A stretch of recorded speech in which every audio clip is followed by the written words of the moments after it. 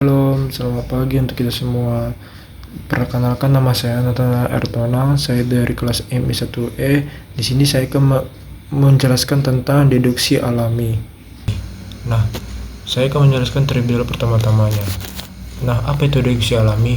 Deduksi alami ini adalah sebuah pembuktian validitas argumen menggunakan aturan deduksi, inferensi, dan hukum ekuivalensi. Nah, pembuktian dilakukan secara bertahap, langkah demi langkah, sampai diperoleh formula yang sama dengan kesimpulan argumentasi. Nah, jika diperoleh formula yang berlawanan dari negasi kesimpulannya, maka argumentasi itu tidak valid. Nah, jika tidak ditemukan formula dari soal tersebut yang sama atau berlawanan, maka tidak dapat ditentukan validitasnya. Nah, berikutnya kita masuk ke aturan inferensinya. Nah, di sini ada berbagai macam, ada 6, yaitu modus ponens, silogisme hipotesis, konjungsi, modus tollens, silogisme disjuntif, dan dilema konstruktif. Banyak soal-soalnya itu. Dan di sini saya ambil saya menjelaskan tentang penambahan add sama simplikasi. Nah, yang pertama itu yang saya jelaskan itu penambahan.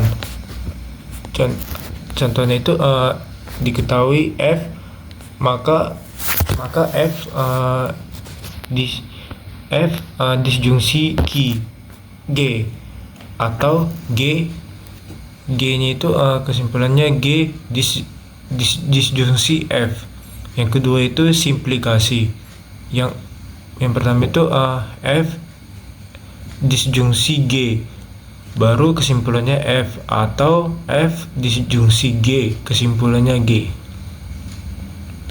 Nah, di sini saya akan mengambil soal yang berjudul contoh soal modus ponens. Yang pertama itu, jika pemerintah Kota Medan secara konsisten menerapkan kebijakan yang mendukung pengembangan UMKM lokal, maka perekonomian Kota Medan tersebut akan mengalami pertumbuhan yang berkelanjutan dan inklusif.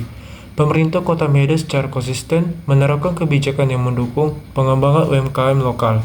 Nah, cara kerjanya itu, jika P-nya itu pemerintah Kota Medan secara konsisten menerapkan kebijakan yang mendukung pengembangan lokal UMKM lokal.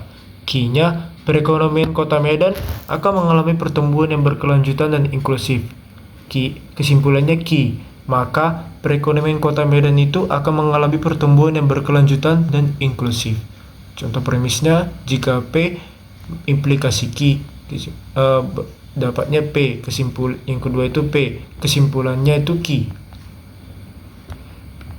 Contoh yang kedua saya ambil, jika sebuah perusahaan secara konsisten menghasilkan produk berkualitas tinggi dan memberikan layanan pelanggan yang memuaskan, maka perusahaan tersebut akan memiliki perusahaan yang baik di pasar dan mampu mempertahankan pangsa pasarnya. Perusahaan tersebut tidak mampu mempertahankan pangsa pasarnya.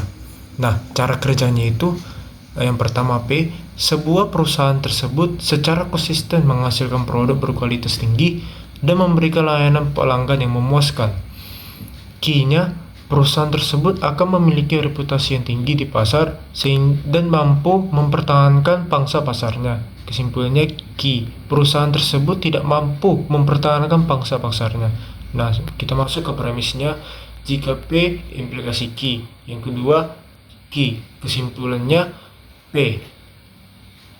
Nah, kita masuk ke silogisme. Nah, saya ambil contoh soal yang pertama tadi.